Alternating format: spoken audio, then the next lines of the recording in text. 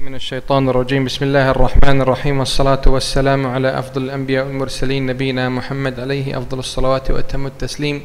رب اشرح لي صدري ويسر لي أمري واحلل عقدة من لساني يفقه قولي. السلام عليكم ورحمة الله.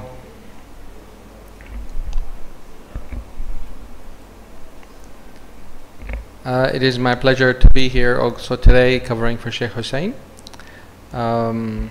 Today inshallah we will continue our talk from last week. Just a brief summary of last week's talk. We spoke about resolving conflicts and the best way to resolve conflicts were to avoid them. So another thing we spoke about was that when conflict happens we need to address them proactively, and we need to be mindful of what is blocking us from addressing or fixing or resolving these conflicts.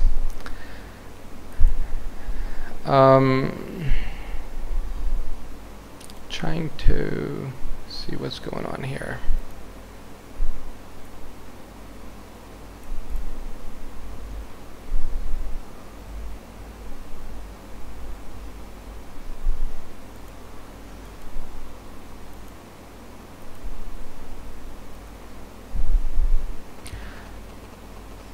And one of the things we spoke about that could be blocking us from resolving the conflicts were the emotions, and we spoke a good amount of time we spent on the emotions. And then we closed the session or the talk last time was to so that we would be able to develop the emotional intelligence, so it would help us to be able to manage the emotions more effectively. So the Prophet ﷺ mentioned that the best way, and one of the things the Prophet ﷺ told us in the hadith that we almost all of us know and are very aware of, is that not to get angry. And we spoke a little bit about that. When the Prophet said that, the Sahaba were not angry, right? So if you see someone who's angry, maybe it's not the wisest thing to tell him not to get angry, or tell him what to do and what not to do, or she telling her that she shouldn't be angry or something like that. But it's definitely a good guidelines that we need to get used to, so we don't get angry. We need to manage the emotions before we get to the anger level. Last week we used the example of a soccer player playing at an ice rink, hockey team, and a hockey player is going to the soccer team to play in the soccer team. And some of the things we talked about was that the differences of perception and the difficulties of the person to be accepted of who he is or who she is coming from. For example, the hockey team player into the soccer team or the futsal team, to be accepted for his roughness or the way he played, right? We spoke about that. And going through that that change because they come from different backgrounds, right? So the hockey player's background come from a rough, totally physical background, and the soccer player comes from a totally different background. They don't even touch. There's no physical contact, and they get in trouble if they did that. So if we were to imagine that person was coming from a background that hitting and shoving and pushing people is totally normal, being in a futsal game that touching is not acceptable, the match is not going to be really that cohesive or that smooth. So the relationship is going to go through troubles, ups and downs, and we spoke how the futsal players teams, when they bring in or when they take in the hockey player, they would have to either adapt to him or they would expect him to change to adapt to them.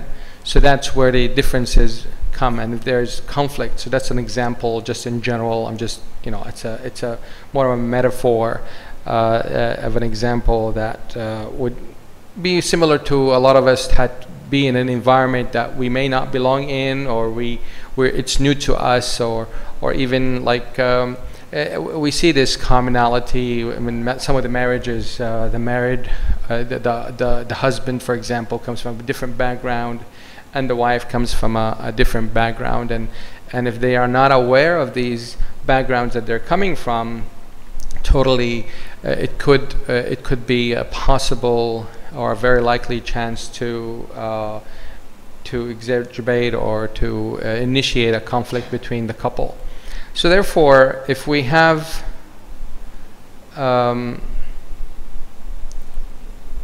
if we want to be able to merge these two backgrounds with each other, I mean, if you want to put the soccer players to be successful to play with the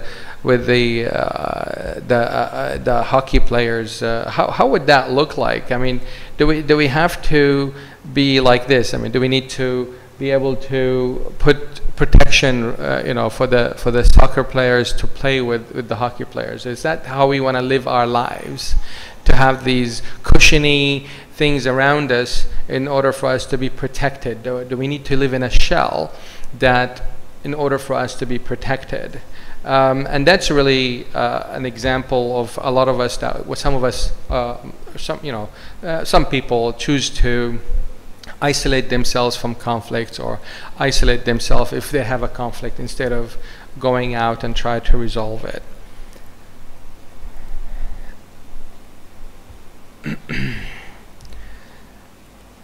So living in the shell, the Prophet ﷺ encouraged us that in a hadith, he said that if we were to live with people, even though there is hardship in it, it's much better than isolating ourselves. So this hadith is telling us that we need to be able to get out, even though the environment is harsh. It's not an easy environment to be in, but we are going to get rewards for being out, and also the thing that we need to keep in mind is that it's not impacting us. Being out, we're not changing our values, we're not changing our principles because we have to be out. That's not the concept or the merit of the hadith. So what options do we really have? So in order for us to talk about options, let's take a look at this graph here. It talks about the types of conflicts. So there is conflict that is inner conflict within ourselves, and there's an internal conflict within our life. So it's something that is directly interacting with us, versus an external conflict that would be with the environment, with the people around us, and so forth. So the inner conflict can be disorganized thoughts, can be conflicting thoughts, can be relating to coming from the past experiences that is impacting how we internally feel towards ourselves. So some of us can, and it's totally normal to have these kind of things. It's not, it's not supposed to stay there. It's supposed that we're supposed to clear it out. We don't need to have inner conflicts within ourselves. We do need to resolve that. Most of the times, external conflicts as well as internal conflicts, most of the times they're caused by inner conflict. The person has a specific expectations or specific understanding of how things need to be or how relations supposed to be, and when they're interacting with the external and the internal to themselves within their lives, that's when conflict kind of tends to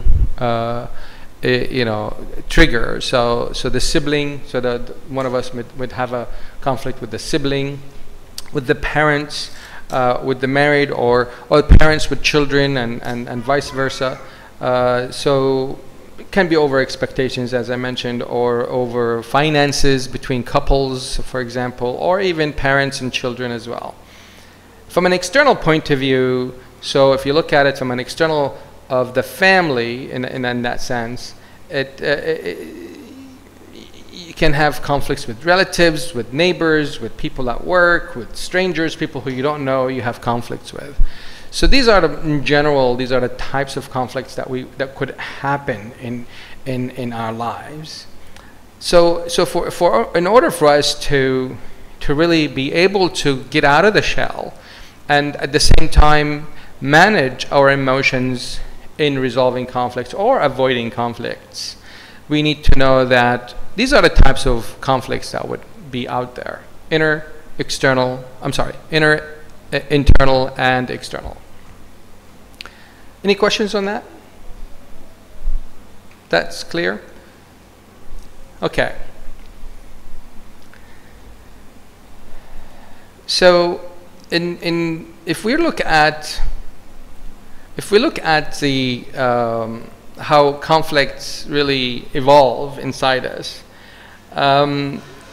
conflicts trigger feelings, and feelings trigger thoughts, and thoughts trigger beliefs, and beliefs trigger consequences, and the consequences cause conflicts. And this loop is always going on unless we put a control over it, we put a stop to it, we choose to do something about it.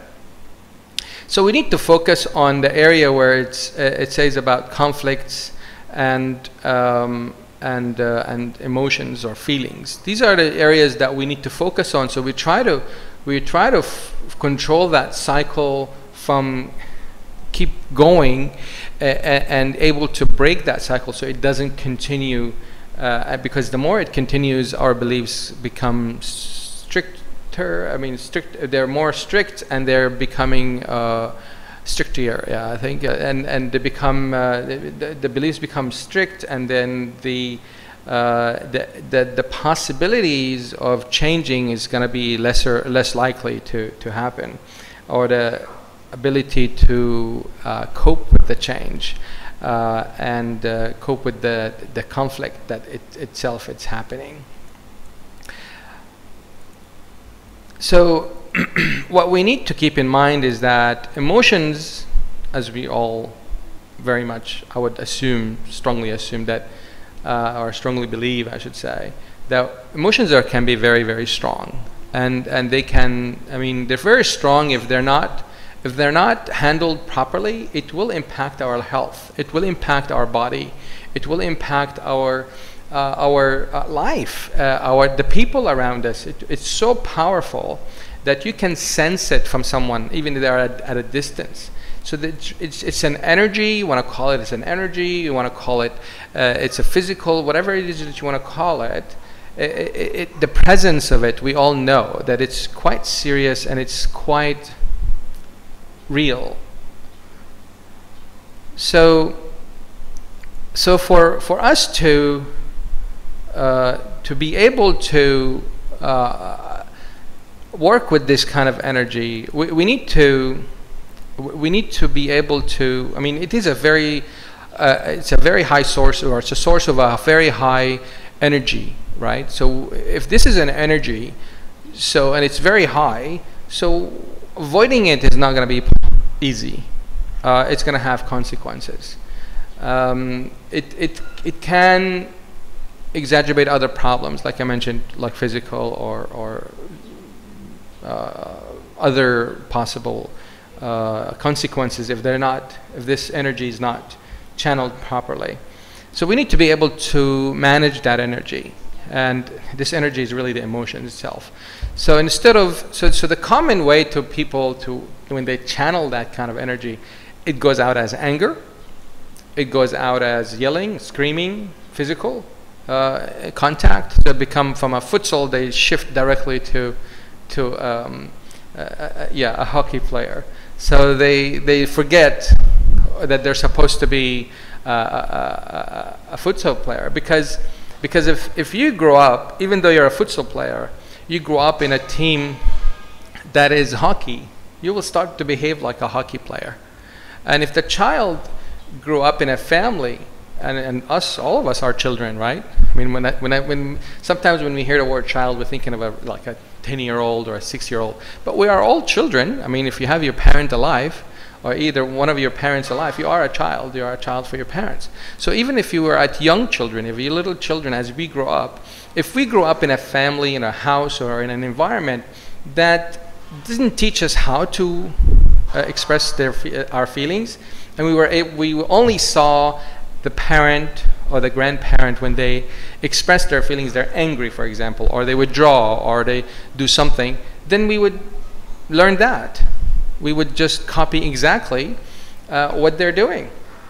So from our point of view, the emotions are very strong. The emotions are creating this negative, what you want to call it, negative energy inside us, and we don't know what to do with it, but we know the norm is to do it exactly how our parent did it, without even asking. Sometimes, you know, that the child just copies exactly without asking. Yeah, it's hardly ever that I heard that child, you know, sat with their parents, how do you get rid of this feeling? How do you? It's not really a thing that we learned how to even talk about it, unless the parents are aware of these kind of things, and they start and initiated these talks with the children, and allowed the children to express these feelings in a more healthier way, instead of going the grandfather, great-grandfather way of expressing feelings. And I'm not saying all great-grandfathers are not able to express it, but I'm just saying that in general, we tend to copy our parents'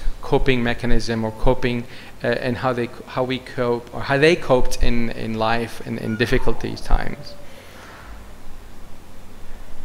That's more like more of the tendency on that, but that's where we need to be also cognizant and cautious about that. You know, if this is what we learned from our parents, then guess what? The children are going to learn the same thing from you, and this is an inherited behavior.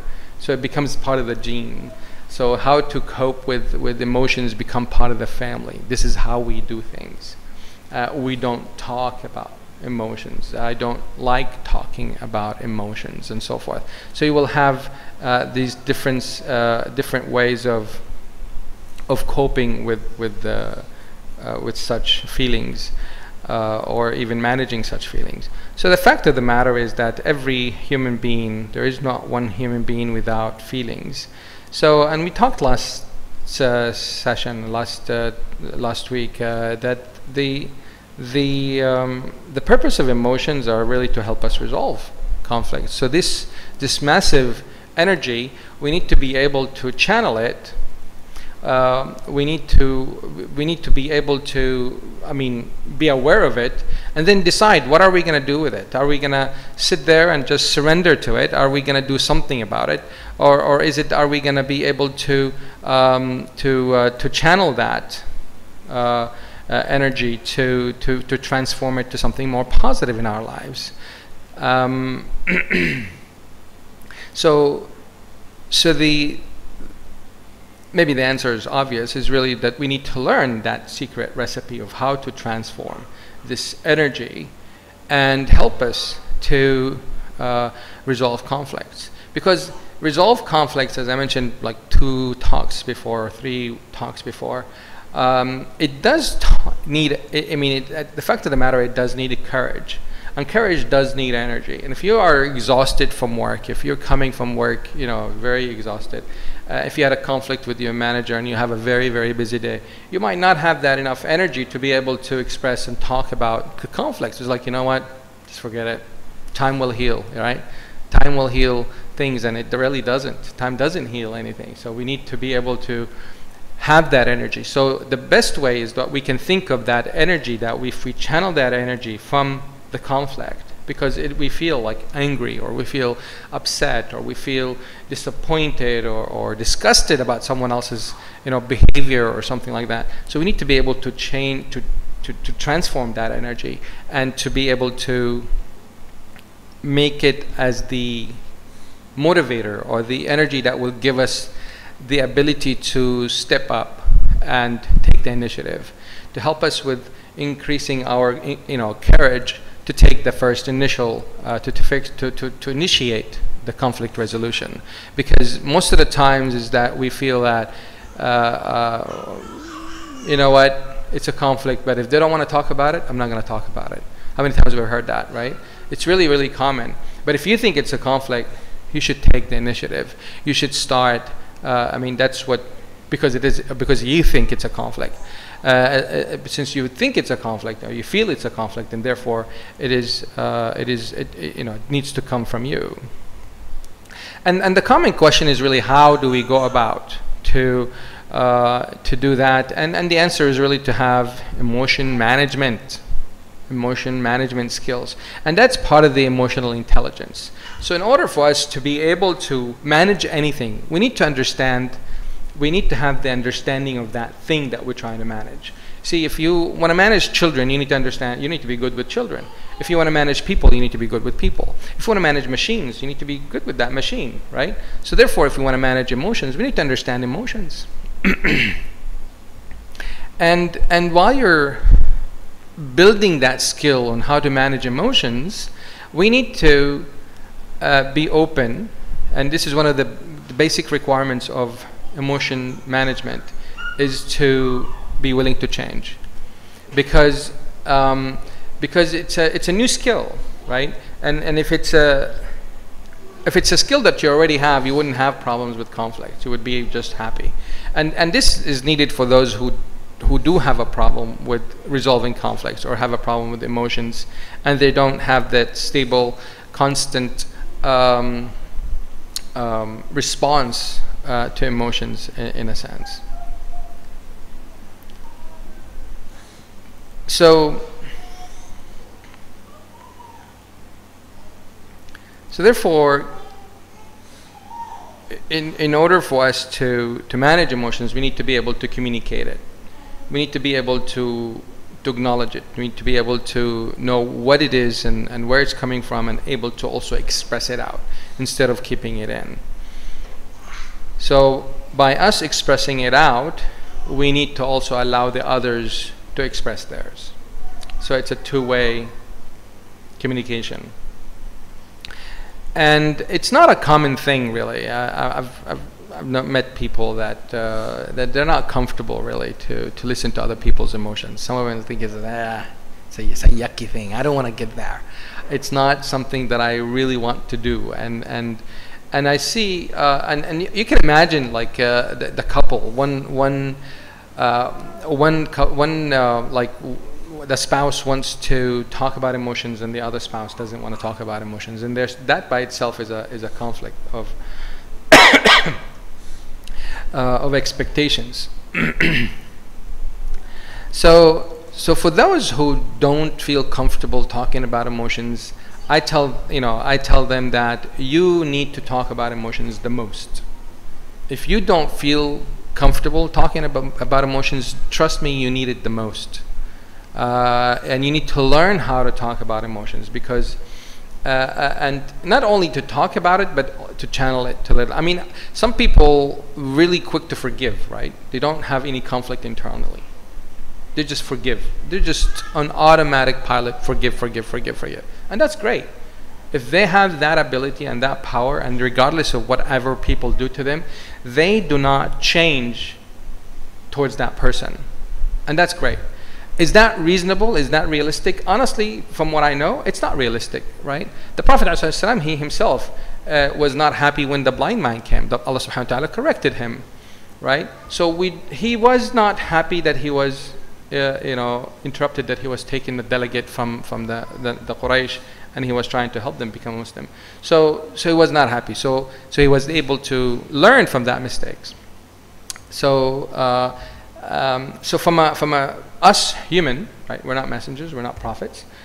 We tend to have our hiccups here and there, even if we are good in managing emotions, and we're not allowing emotions to change who we are.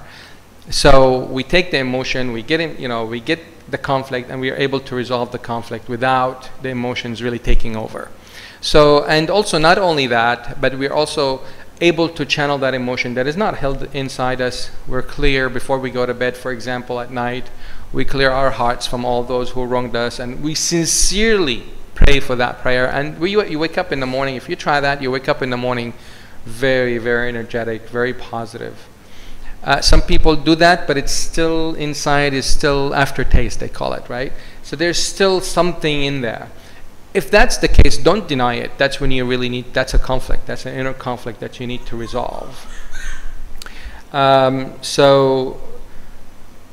So therefore, and I remind again, we spoke about it last week, the Prophet ﷺ never told us not to talk about emotions. He just told us not to get angry.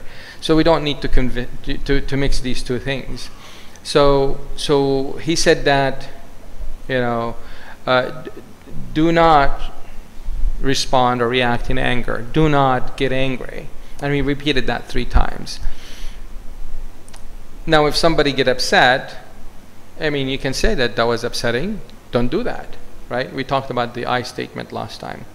So you can talk to people how you feel instead of reacting, and let emotions really take over your words and your communication. So as I mentioned earlier, if you don't talk, or if you don't feel comfortable talking about feelings, you're the one who needs it the most, to be honest. So I'm going to show some pictures here, and what is this part? It's the heart, and this, the brain. This, I'm sorry, kidneys, and this, I'm sorry, the lungs, and this, the liver. And what is that yellow thing by the liver? That's the spleen? I'm sorry? Okay. Could that be the gallbladder? The gallbladder? Okay. It's yellow. So I thought maybe it's a gallbladder. And what else? I mean, if we were to take the liver, what part of the system of the body is it in? Is it the digestive system? Is it the nerve system? Is it the respiratory system? Which system is it part of? I'm sorry? The liver, yeah. Which system is it part of? Which system does it help? Is it the vascular system? Is it the, I'm sorry? The artery, the vascular, okay, and the blood circulation. And it also has a part of the digestive system as well, right? It does have that. So it does to these parts. Everybody knew that before I said that, right? Everybody knew that. So, so we're talking about emotions. Which part of these body parts that hold in emotions? Where do we feel the emotions in? Brain. I heard brain. I'm not saying right or wrong. I heard brain. What other parts of the body that we feel? I mean, there are more body parts. I just didn't want to clutter the slide. What other more body parts that we feel these emotions in? I'm sorry? The heart, okay. The liver, okay. I'm sorry? Lungs as well. How do you feel them in the lungs? It impacts our breathing. Yeah, it impacts our breathing. And the heart? How does it impact the heart? I mean, how does it impact the brain?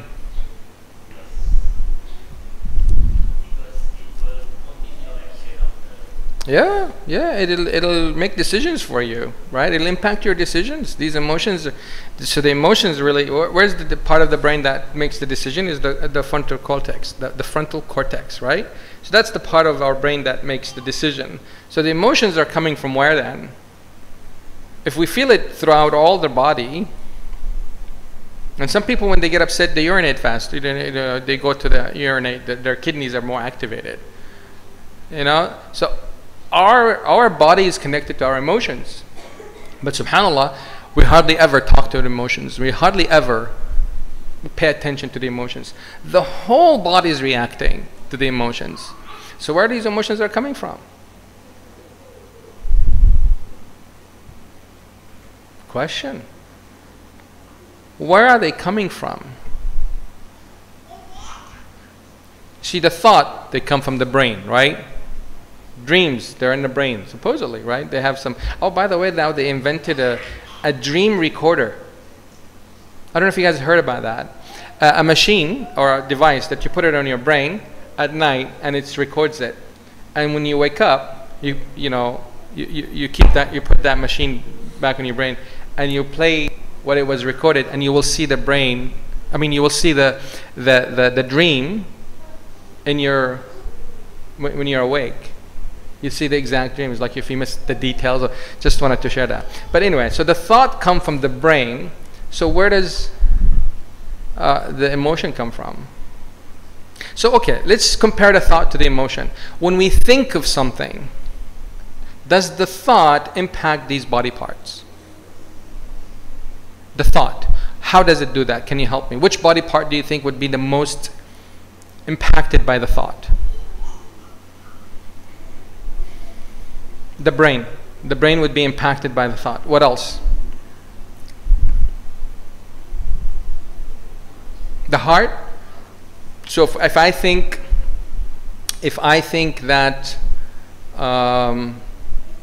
I need to bring a pen with me tomorrow, for example, which part of my body is reacting to that thought? Brain, and I heard heart. How does it impact the brain? How does it impact the heart?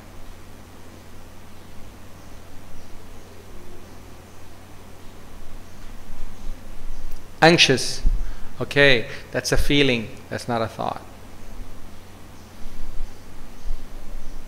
So how does the thought impact our body? Nervous. That's a feeling. I'm sorry? Memory. That, yeah, okay. So that's part of the brain. It impacts the memory. So far it's in the brain. So nervous, yeah, can impact our body, makes us shaking or and so forth. So to make this a bit shorter, so I just wanted to summarize it. If it impacts any other part of the body, it's hardly ever the thought. It's very likely to be the feeling, the emotion. The emotion just goes through the body. I mean, how many times we feel it like on our skin, right? The skin reacts to the emotions. Even the hair, goosebumps we call it, right? It reacts to the emotion. It doesn't react to the thought. The thought and the emotions, they trigger one the other. So the thought can trigger the emotion, and the emotion reacts. The emotion radiates throughout the body. And vice versa, the thought can trigger the thought. I'm sorry, the feeling can trigger a thought. So therefore, the one that has access to all of our body is really the emotion, the feeling. And if we don't know how to manage that, then our whole body is really reacting to these emotions. Eyes, do eyes interact to the thought or to the emotion? Very likely the emotion. Tearing, jittering, blinking fast, blinking when you get scared, when you get shocked, blinking. It's sometimes is unconscious, right? So the thoughts come from part of the brain is called limbic system. The limbic system has, let me show that part. It's part of the brain. It looks like it's like two bananas connected to from the stem, and they go around. That's like the limbic system, or that the one that is like a banana is really the hippocampus. And at the end of the hippocampus, there are two parts that are highlighted in yellow here. This is called the amygdala. The amygdala is part of the brain that stores memory, but it's a very, very special memory. That memory is the memory of emotions. So that part of the brain is responsible to store emotions. And the brain works really, subhanAllah, it's the miracle of the creation of Allah subhanahu wa ta'ala, is that it works in a way that, in a thematic way to recall and store that memory. So that part of the brain stores, that's based on research, right? They could be, this research so far looks very good, and it's evidence-based, pretty much. Memory complete, but it's like a 3D image, really, because it has emotions in it, right? How many times we just remember something, made us laugh, made us very happy, could be a scoop of ice cream, or it could be a reward or an achievement, right? And then sometimes just because of the memory, we feel very sad and we tear, or depressed even, just because of that memory. So that memory can cause internal conflict, and it also can cause inner conflict, and it can cause external conflict. Just the fact that we just just recalled that memory. Any questions or comments on that part?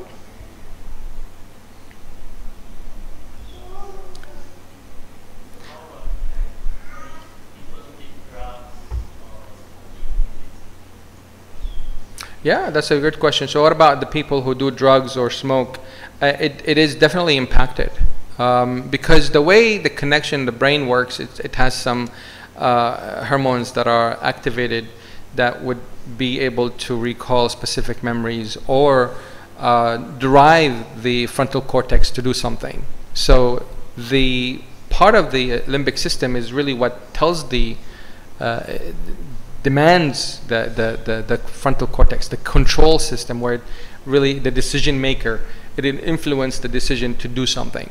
So if the brain is, or the body, or the human being is used to nicotine or any type of drugs, or even sugar. I mean, sugar is really bad for you, by the way. Alhamdulillah, I've been more than 2 months sugar-free. I've been eating honey, so that's really good. I encourage you all to do that. It didn't make a difference in my life. I don't miss anything sweet. So anyway, just a quick side thought there. So it's really important to be aware of the things that make us addicted. So it doesn't have to be really substance or something we eat. It could be a behavior, because that behavior is really triggering some chemicals inside the brain, and the brain gets happy. That chemical is called dopamine, and when the dopamine is released, it really makes us happy, and that's really, they call it the happy juice in the brain. And what drugs does is that gushes a lot of dopamine, and when there is no drugs, the person is sad or they feel pain. And the same thing, but at a much smaller scale, when it comes down to addiction to behaviors and food and stuff like that. Like chocolate, people really feel bad, feel depressed if they don't have chocolate, or they don't have sweets for that day.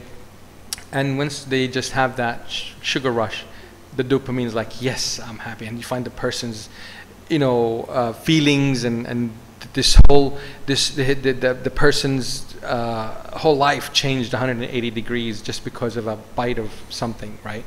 So that's another part that we can discuss more on in addiction, but now we just want to focus on conflicts. But they are interrelated in many different ways. They can trigger one another. Because if you have a conflict, then you don't have a connection with that person. And if you don't have a connection with a person you care about who no longer there, there's an emptiness there. And that's, research showed that if there's a disconnect between two people, very likely the person will adapt some addictive behavior. It increases the chance of addiction, but it's not really like one-to-one, but it increases the chance of addiction. That's why this series of talk that I do here is called Resolve Conflicts and Make Connections. And I made another talk called addiction versus connection. And so the connection is really going to help us to resolve a lot of issues in our lives, in our children's life as well, and the people around us. So if I were to go back to the slides here, so we need to manage our emotions in order for us to continue with our journey. What's our journey? And I mentioned last talk. Our journey is really to live our lives as good people and be rewarded in Jannah in the Day of Judgment, right? That's what it's all about. The Prophet ﷺ told us that. He said that we are in this life just like a man who is in a journey, who took rest under a tree. So we are under a tree right now. So we're benefiting from this dunya to get rewards, to get pahalas, right? So these pahalas are going to help us to continue and pass that journey, to continue to reach the destination, is to be back again with Allah Azza wa Jal in Jannah.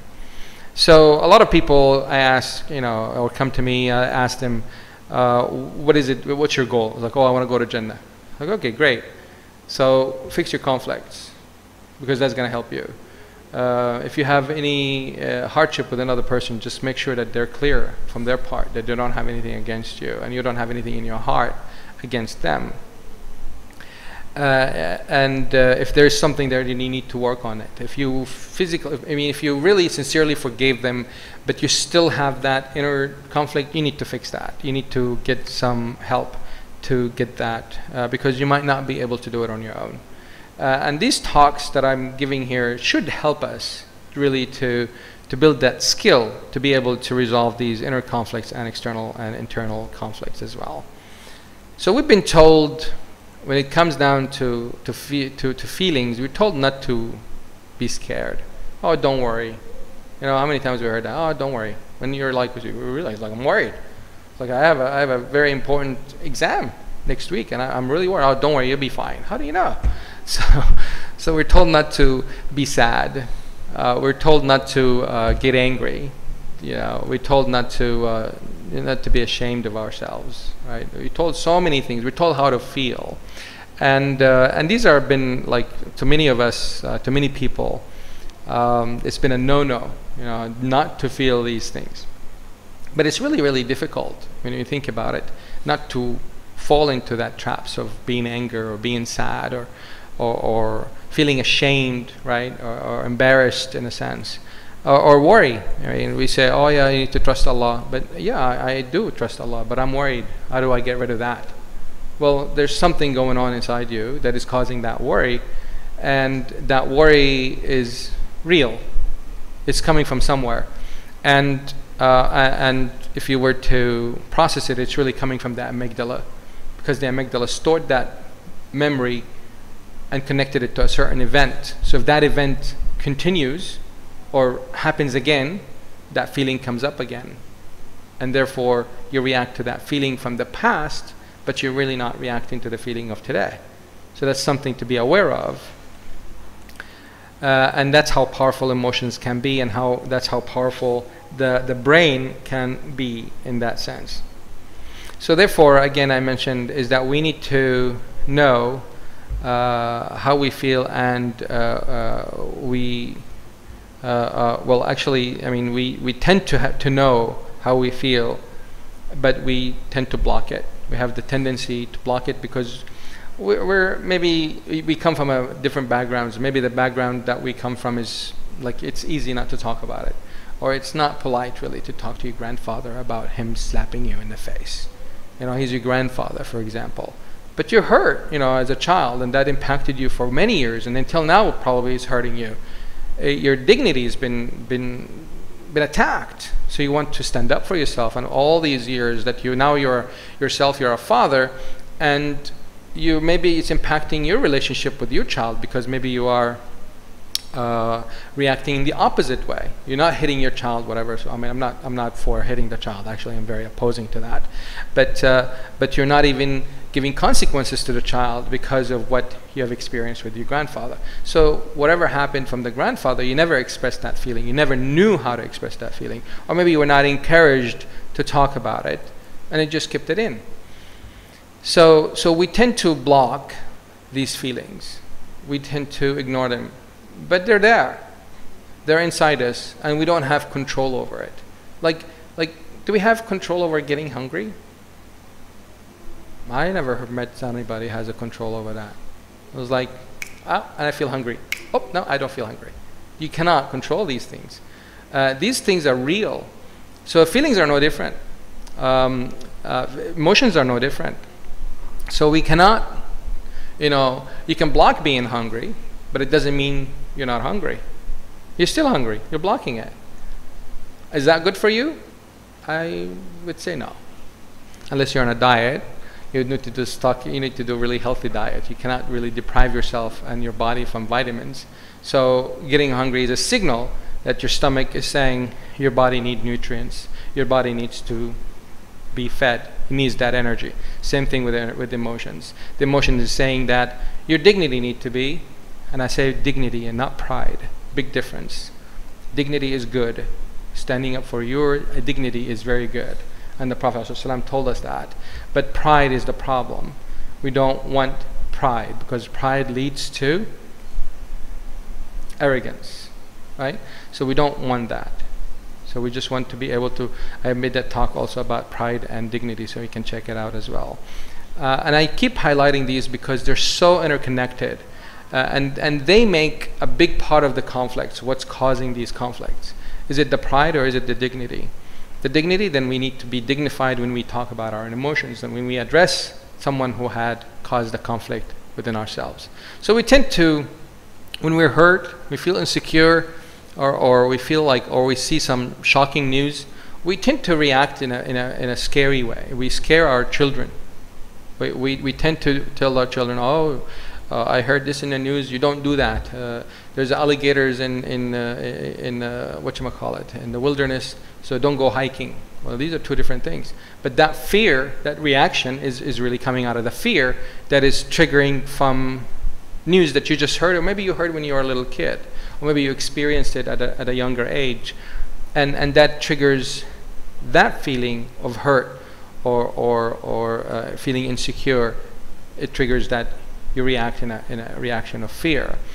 Same thing when it comes down to disappointment or having doubts.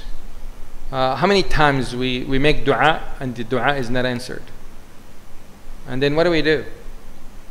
We get sad. Where is that sadness coming from? Oh, we're disappointed probably.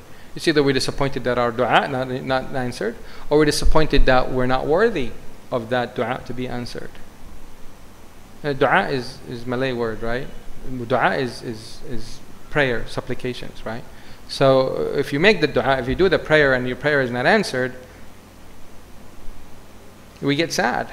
When we feel like we're lost, oh, I don't know what to do, we feel sad. We don't have direction, we feel sad. So the sadness that comes out in our face and how we talk and how we behave at home, so the sadness take over. But it's not that we are sad, it's just something behind that sadness that is making us feel sad. We just need to talk about that. We don't want to talk about sadness. We want to talk about what caused us to be disappointed, what caused us to feel lost, or what caused us to feel negative about being lost. So how do we cope with that thought or that feeling lost? How do we cope with that? Or if we lost somebody, if we lose somebody, if we have a loss in our family or in your life, so how do you cope with that? Yeah, we get sad. The Prophet ﷺ got sad because of his two sons died. But he said, I got sad for 3 days. But you see people that are still sad over the loss of someone, beloved someone to them, for years. It's not over. They're not over that sadness because maybe there's some regret behind it. There's some shoulda, coulda, woulda that is still inside them is triggering that sadness. So another thing that could be happening is that the anger. Anger is really interesting. A lot of people, when they get disappointed, they get angry. When they're sad, they're angry. They show it as anger all the time, just anger. It's just turn off or turn on. Either they're normal or they're angry. And angry could mean anything. Happy is not anger. Normal or happy and anger. So if they're hurt, they're angry. If they feel insecure, they're angry. They get angry. They get agitated. They feel betrayed. They feel frustrated. It's still anger. Doubt, disappointment, loss, feeling lost, they get angry. Anger is really tricky to some people. That's the only thing that they know how to express it. Others they go with fear. It's always fear or always sadness. And some people also fluctuate amongst these different secondary feelings, we call it. And when we get rejected, we feel shameful. We feel ashamed of ourselves. We feel worthless. Something happened. Oh, I'm not worthy, or embarrassed. Said something wrong, or acted in a different way, in a very unconventional way that made you feel, embarrassed, then we focus on the shame, and we don't focus on what really that caused us to feel embarrassed. What it was embarrassing about that. So what caused you to feel embarrassed that way? So that's when we want to focus. We want to focus on what caused that other feeling, the fear. Where is that coming from? We want to focus on where it's coming from. We don't want to focus on the fear or the sadness or the anger. We don't want to focus on being shameful or feeling shameful or ashamed. So the reason why, it's like the one on the left is really how we experience things. This is what we experience. The one on the right is what people see. So they see us angry, they see us, and this is what you see other people, right? You see other people either angry or sad or withdrawn, right? And we just need to be aware that the way they are coming across, it's coming really from something beneath it. It's not just that they're sad. It could be that's something that you've done to them. So reaching out, really need to be mindful of their feelings as well. So how do we go about coping, or what do we need to have in order for us to be able to overcome these internal and external feelings? So if we feel hurt, if you feel insecure, you feel, there's a shocking news or bad memories, we need to keep our hope in Allah subhanahu wa ta'ala, and we need to have the confidence in Allah subhanahu wa ta'ala that He's the one who's choosing the best. And I'm not saying here be oblivious or careless. It's totally different. So striking that balance between being fearful and being hopeful is a very, very, the whole, all of Islam, the message of the Prophet ﷺ is all about balancing fear and hope, right? Because if you have extreme fear and no hope, then what happens? We fall into what? We fall into despair. And that's not good. If you have so much fear, what do we need to balance it with? We need to balance it with hope. But we don't want to have too much hope. Because too much hope gives us what? I'm sorry? Taking things for granted. And that's also a no-no in Islam. So we're not supposed to take things for granted. We're not supposed to give up hope and be fearful or sad or angry. Hope has to be there. Just balancing between the two is what is important. That's what keeps us to be on the straight path, and that's what keeps us to be on the journey to move forward. Being disappointed and being sad is we need to be mindful. We need to be self-assured or assured, to have assurance in our life. Trust. We need to have trust in Allah subhanahu wa ta'ala. That bad thing that I lost, that good thing that I used to have and I lost, I need to trust that it was good for me. I need to trust in Allah subhanahu wa ta'ala that He will He will replace me something better from that. So that having that trust will help us balance, not to fall into sadness for too long. We sad when you lose someone close to us. We are sad about that person not being around us, right? We miss that relationship. We miss that connection with them. But missing them, after 3 days, is not, it's not sadness really. It's just we remember the good days. We remember the happy days that we had with that person. If it's a person that we lost, if we have doubt. We just need to have assurance that Allah subhanahu wa ta'ala will help us to get that assurance that Allah subhanahu wa ta'ala is gonna, and we do what we can. We need to be focusing also on what we do to get that assurance. So it's not just taking it for granted that Allah subhanahu wa ta'ala is gonna make it happen. We need to do our part, and that's part of the tawakkul, right? Tawakkul is what? Tawakkul is trusting in Allah, relying on Allah, and doing what we can. So we cannot just rely on Allah and trust Allah. We need to do our part. So basically having that mindfulness of the wisdom behind it, or having that tawakkul, would help us with the sadness. Same thing with the anger. We need to have patience. That would balance the anger. And when it comes down to shame, we need to have that will to stand up for our dignity. we need to stand up for what is right, and we don't express it by anger, because some people, when they are embarrassed, they get angry, or they get sad. Oh, it was really sad. I got him. They embarrassed me. No, stand up for yourself. Do the, say it. Say that emotion. Communicate that very clearly, very effectively, assertively. Being assertive will solve all these problems for you. Any questions or answers? Any questions or answers or comments? So this is you, and you're surrounded with these emotions, and this is the people around you, and here is the environment around you. So the people and the environment around us is really causing interactions that are coming our way, and these interactions are making us have these feelings. It's impacting our goal, it's impacting our gain, it's impacting our security, and all of these impacts are triggering these feelings inside us. So we react to these feelings, we react to the environment and the people based on these feelings.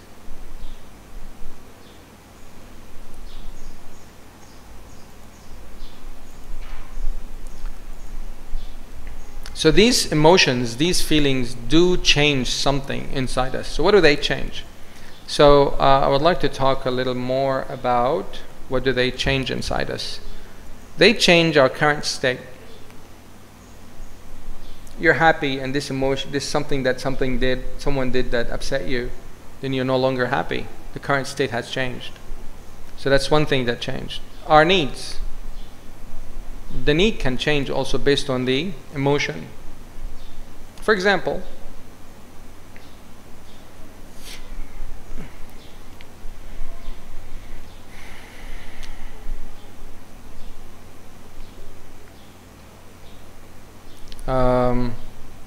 you go into supermarket, you're trying to buy some food for yourself, for your family, and actually, I'm going to use the same example that we used before. I don't want to complicate things. The futsal and the hockey. I'm going to stick to that. So the current state of the hockey player in the futsal, the futsal court, his goal is really, his state initially, that he's happy. He's like, hey, I got to experience something new. And when he is rejected and they're not passing the ball to him, he's no longer happy, right? So his need was to make that connection with the futsal team. But then when he was rejected, and he felt rejected, his needs are to make that connection. He no longer wants to, he wants to understand why is he being isolated. So the need also changed because of that emotion, feeling rejected. His goals are different. The goal that he had when he came in is different. It used to be just play and leave. It could be impacted. It's like, my goal now, I need to prove myself that I'm good enough for them. That's my goal. It changes. It's all internally. All these are internal within the self. Inclination to others. And how do others really impact? So that's also impacted. So the more he tries to reach out, they're very likely to shut him down or ignore him more.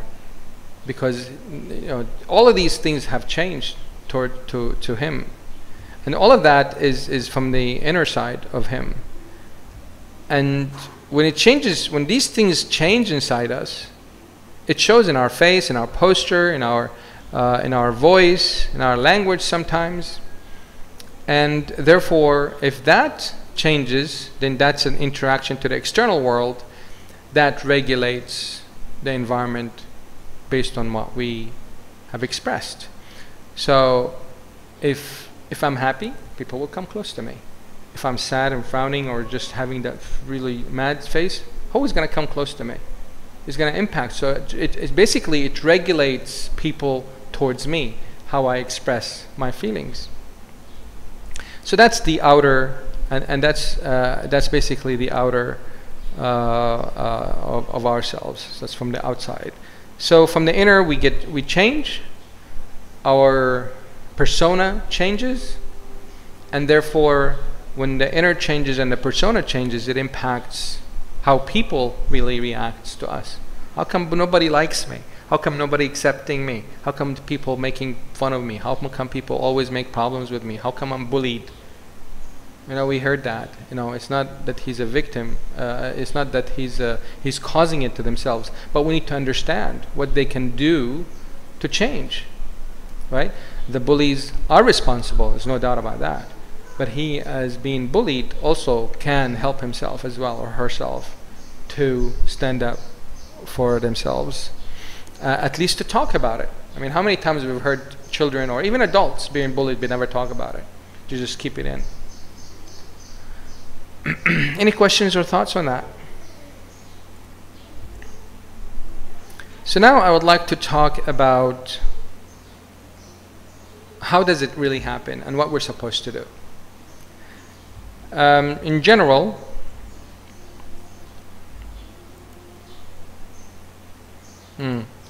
okay. The emotion is triggered. Something happened, an event happened, and the emotion got triggered. That emotion can be positive, can be negative, it can be a lot of things. Then what would happen is that would impact us inside of us. The interchange happens. So there's an interchange. We are aware that there is something triggered inside us, right? And then after that, the persona is impacted. So we are either smiling, or we get frowny, or we get frustrated, or we get angry, and so forth. That shows in our face, in our attitude, in our how we interact, and how people see us without even saying a word sometimes. And then the environment is regulated. And after the environment is regulated, then the perception is set. People perceive you. Look, your dad is upset. Don't talk to him now. You know, the mom would tell the parent, the children that way. Or the child would just see the mom's face and he was like, I'm going to stay away from her today. So that's the perception that they got from just looking at the parent. Or you see your boss, for example. Your boss, like, you heard him yelling next door and screaming in the office next to you or in the cube next to you, and you're like, that's the perception, right? Because their persona changed. So there's something happened inside them. There's an interchange, and their persona changed, the voice and stuff. So the environment is regulated. Everybody around that person is seeing them that they are not in a good mood, and therefore avoid them. And this continues on. The perception set. When the perception is set, people perceive you in that way, and that triggers another emotion within you. Maybe not the same day, maybe the next day, and so forth. And then it can be triggering more emotions, and it can continue to trigger more interchanges and so forth. So when that happens, then if you have that in a relationship, regardless who that person that you're having a relationship with, could be your son, could be your mother, could be your spouse, could be people at work, even your neighbor, then that whole relationship is going down. It's not going to be in a good, healthy state. So in order for us to be able to have that emotional management skill, we need to be aware. The minute we have that emotion is triggered, we need to be mindful. We need to reflect. Where is that emotion coming from? Is it coming from now? Is it coming from the past? Is it impacting my future perception? Where is that emotion coming from? I know it sounds like, oh, we cannot go do that. It's really not realistic. It's really a skill. It's you develop it. The more you do it, the more you're better at it, the faster you do it. It's really a skill that we all can build. Just writing. Have you seen people write? Sometimes it's so fast. Like, how do they write so fast? When I write that fast, nobody can read my handwriting. But people can do it very fast and very clean writing. And then typing is the same thing. Can you do typing overnight? You can type 60 words per hour. Per minute.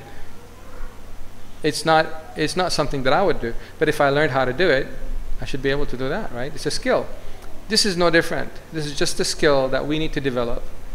At the beginning, we're going to be crawling. We're going to be really bad at it.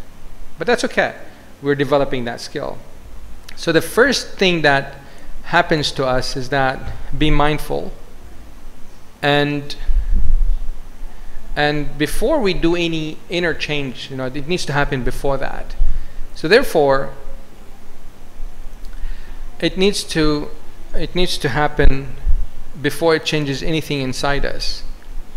And if we were successful in doing that, that's a great achievement.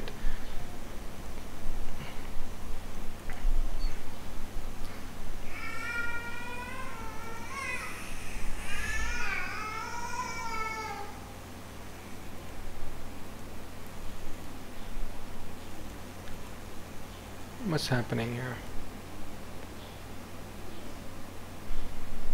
So the minute we are mindful, we're basically stopping the domino effect of all the other things that could happen. Just being mindful, it stops that cycle. Just being aware what is happening with that emotion, just paying attention to it. Some people get angry just for being hungry. If the hunger triggered an emotion, pause it there. Don't have it trigger something inside you, and therefore all of that cycle will stop. So that would happen before. Some people, it's like, oh, that's what I usually do. Well, I'll tell you what we usually do. We usually have the emotional trigger. I mean, this is just normally how we, generally speaking, right? The emotional triggered, and then we have the inner change changed inside us. Oh, they're making fun of me. I feel, start self-blaming, self-thoughts. It's triggered. So the thought is triggered. The thought is triggered. Maybe triggered a belief inside us, and therefore, instead of being mindful and reflective, we basically start to be reacting from historical events. And where is that coming from? Good old amygdala. And that's basically the normal way how people behave. And then after that, it impacts our persona, or it can directly impact the perception, or it can just impact the environment around us and so forth. So usually the quick connection that people tend to have is that connection to how we felt in the past, or how our parents did it, or how I'm supposed to do it by so and so, by this standard and by that standard, without really understanding and having a deeper understanding of where that really emotion is really coming from, right? And understanding that is really half of the solution. Understanding where that emotion, what does that emotion want? And I said that in the last session, on the last week. I said that emotion is trying to get our attention, just like hunger. Hunger really wants us to so there's a difference between hunger and craving, right? Craving coming from dopamine. Hunger is coming from the body. The body is coming neutral, needs nutrients. The nutrients needed for us to survive. The cravings are coming from the dopamine because the brain is not getting enough dopamine, is not happy, and it's like, oh, I'm craving cheesecake, and you go have that cheesecake and all of a sudden you're happy.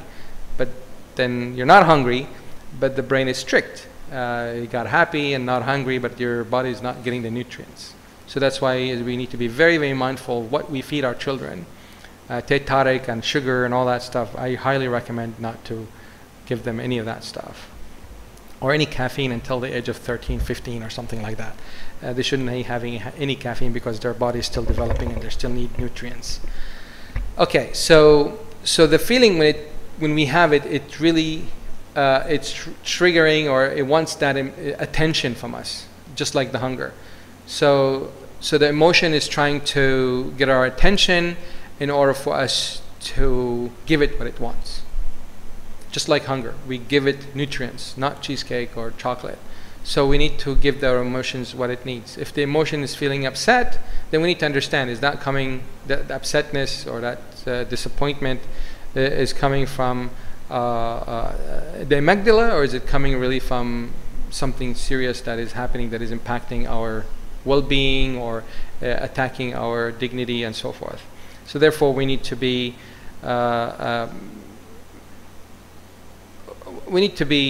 authentic in that sense, and empathetic with ourselves, to be able to get to the level of understanding of what's happening. So the skills in to manage our emotions is or to be able to be more effective is understanding that emotion and able to express it with dignity and regulate it. We need to regulate that emotion internally, so in order for it to be regulated externally. Understanding other people's emotions, because when we are, when our emotion is triggered, we need to understand that could be it was triggered because someone else's emotion, it triggered our emotion. So we need to be mindful and empathetic with the other people's emotions.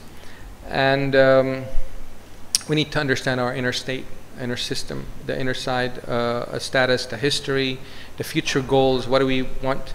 How is this emotion impacting us now? How is it related to what we've experienced in the past?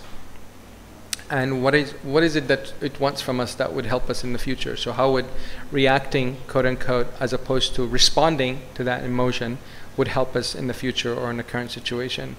And we need to, so the skill is really to manage that emotion, is really continuously learn new meanings of these emotions, because these emotions can mean new things to us based on what we're trying to achieve in our journey. So therefore, it's an ongoing learning experience. And having these, this is like roughly stating the structure for it. Having these in mind is really going to help us to be less reactive and more responsive to conflicts.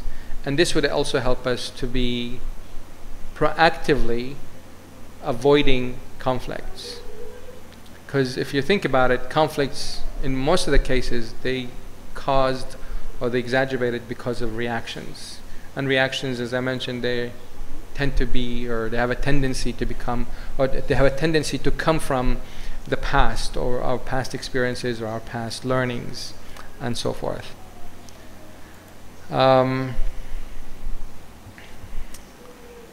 So I'll stop here, see if you guys have any questions or comments. More than happy to address them. And I would appreciate it, it would be very, very helpful if we keep the comments and questions related to the material, because if it's a specific case, I will not be able to answer it unless I know the specifics of the case. I don't have a problem really to sit afterwards and talk a little bit, for like 10-15 minutes after the talk and address a specific case, but I do have a meeting at 4 o'clock. So I'll stop here and see if anybody has any questions or want me to clarify something that I mentioned further. More than happy to do so. Yes, sister. We don't have the we have the microphone, but don't have someone to. Maybe you want to speak up so I can hear you. Wa alaikum assalam wa rahmatullah.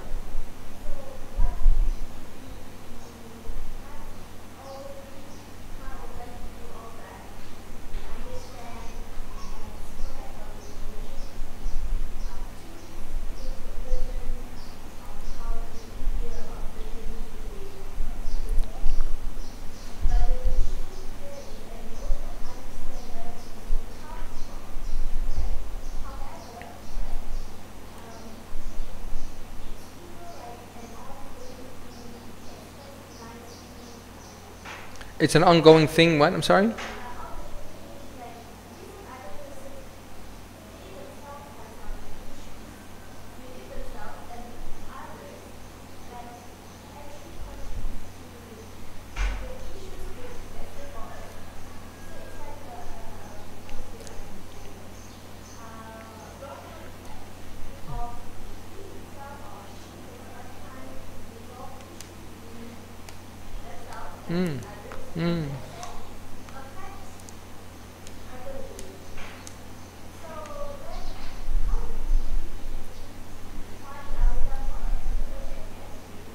How do you find yourself?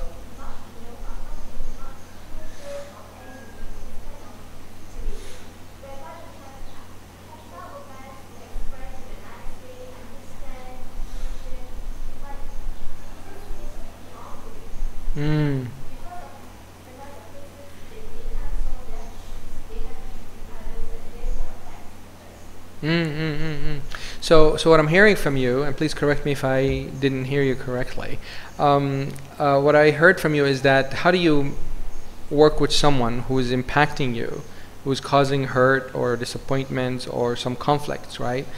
And that person is also causing similar things to other people. So it's not just you.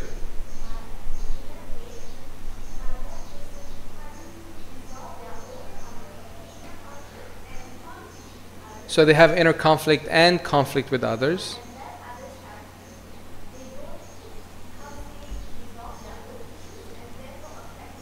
Yeah. I see. So they're not working on the conflict and therefore they are impacting other people as well. Okay. So it really depends. I mean, the quick answer is like it depends. And it depends on what is it that you want. If you want to resolve the conflict within, between you and that person, then that's in your control, right? But if you're expecting to change the other person, then good luck. You will not be able to. Because here's the thing, we can only control our emotions and how the external world, the people around us, and the environment is impacting us. We have that control.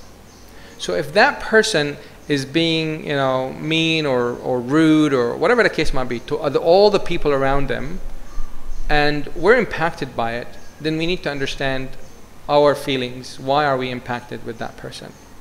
And reaching out, telling that person how it feels, and they're still not responsive. I mean, it depends on how many times you want to do that, how important that relationship is for you. So that's how many times you keep repeating. I mean, if this is a spouse relationship, I would highly recommend to keep, reminding that person, befriend that person, be an advisor to that person, be patient with that relationship because you want to keep that relationship. So it depends on what does that relationship or that connection mean to you. That's how much you invest in it. So the more it means to you, the more you need to invest in it. Okay, so that's one thing. Another thing, when it comes down to conflict resolution, you don't have to be close to the person to resolve the conflict. Resolving the conflict inside you, and if the person is not responsive, but you want to protect yourself, right? Avoiding the person or avoiding that situation is not really the answer. Is you need to build that skill inside you so you don't get triggered. You don't get triggered by that person's behavior or what they say. So that's an internal control over your emotion. It's not changing the other person, and that shouldn't be our focus really, because I have control over myself. So that's why I said you are willing to change, not everybody in the conflict is willing to change. And that's a big difference. You see people, I've been in the US, I also worked with similar situations as well. But the common, when there's a conflict between two people, the common thing is that he's mistaken, I'm not going to change. If I'm going to be sitting in this reconciling, session, for me to change, then I'm not going to sit in that one. He needs to change. I didn't do anything wrong, right? So if that's the attitude, then you internally going to have that conflict. You're not helping yourself. So therefore, we need to work internally, how it's impacting us. Because, as I mentioned earlier, we have these emotions, they're very, very sensitive. They're like the reeds, against the wind. The wind is just a small little, breeze, and you see the reeds are just like swinging left and right. And that's what the emotions are, very, very sensitive. And the environment around us and the people around us can impact it easily. So having that resilience, internal resilience to these emotions, to be able to stand up. It's like, okay, so I have that emotion. Okay, I understand, and this is what I need to do. But that's an internal change. If we're not willing to take that journey inside us to make sure that we have that resilience, build that skill to build that resilience internally, then you will not be able to make people change. But that's not helping you, right? And it's not realistic to expect people to change. So if he or she is impacting people around them, just focus on how it's impacting you. And depending on how important that relationship is to you, you need to put as much investment to save that relationship. I hope that gave a general answer, but I hope it helped give you a little perspective, but not necessarily an answer. Yeah. وإياكم. So if you have any questions you wanna send, I can see it here. You can send it on the. You can go to the link above if it's private or you don't want to be recorded saying it. You can send that to the address on top, and I will be able to see it here. And you can do it anonymously, by the way, so nobody can see that. Any other questions or comments?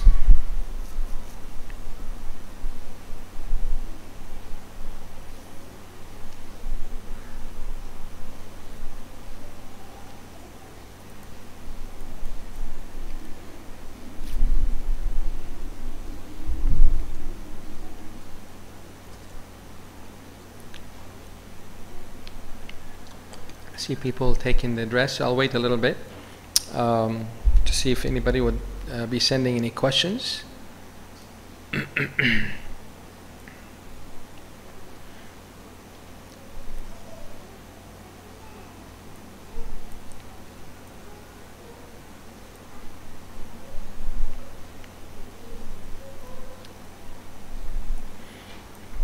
We have 7 minutes to go, and if there's any questions, anybody sending any questions?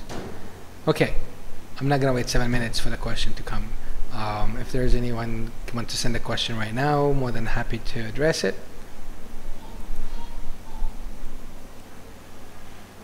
You will not be able to send these questions, by the way, after the session, but you can reach me on my WhatsApp. I don't know if I have my WhatsApp up. You can send it to me now, or you can send it to me privately, and I will be more than happy to, try to help, inshallah. Okay, I'll end here, inshallah. Subhanakallahumma bihamdik, nashhadu an la ilaha illa anta, nastaghfiruka wa natubu ilayk. Assalamu alaikum wa rahmatullah.